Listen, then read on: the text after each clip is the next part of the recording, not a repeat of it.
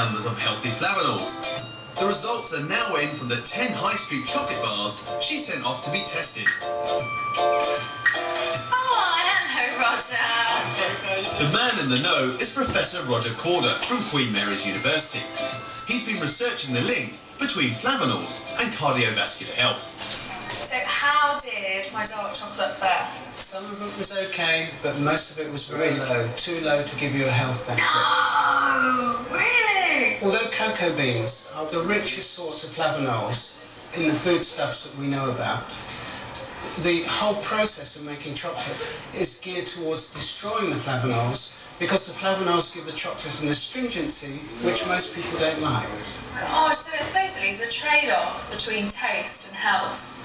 Absolutely. That's so boring.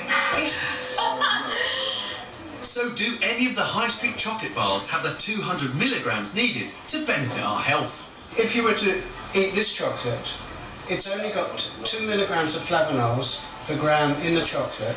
So to have 200 milligrams, you need to eat 100 grams of chocolate. So that is no good for your cardiovascular system, is it? No, not at all. Okay, have you got any good news for me?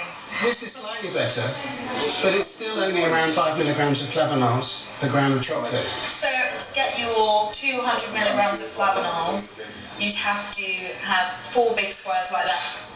But Roger has found a clear winner from today's bars. This is the number one.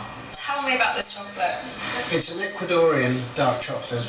I recorded 7.5 milligrams of flavanols per gram, so approximately 25 grams is going to give you the 200 milligrams a day requirement that we recognise is necessary to improve vascular function.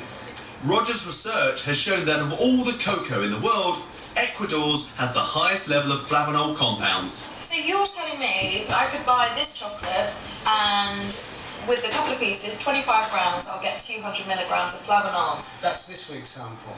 Next week, the level of flavanols in the same product may be completely different. And why is that? Because essentially chocolate makers are taking the beans that suit the taste profile they want. There's no quality control over the flavanol content. But there is some good news around the corner. Ultimately, we're going to have new products where the flavanol levels are standardised. We'll have a standard 200 milligrams in a 20-gram portion, but we'll know exactly what's in the products by the labelling. So when is that going to happen, do you think? I would say within the next 12 months. But for now, we probably should just eat this stuff for the sake of eating chocolate and actually just enjoying it. In moderation.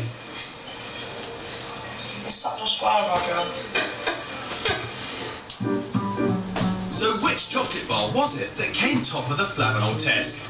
Drum roll, please. Tesco Finest Ecuadorian 74% dark chocolate. But along with lots of flavanols, this stuff also contains a fair amount of fat and sugar. So if you want to eat 3 squares every day, you're going to have to break a sweat to burn this stuff off. Easter supper means one thing, a feast of succulent springtime lamb.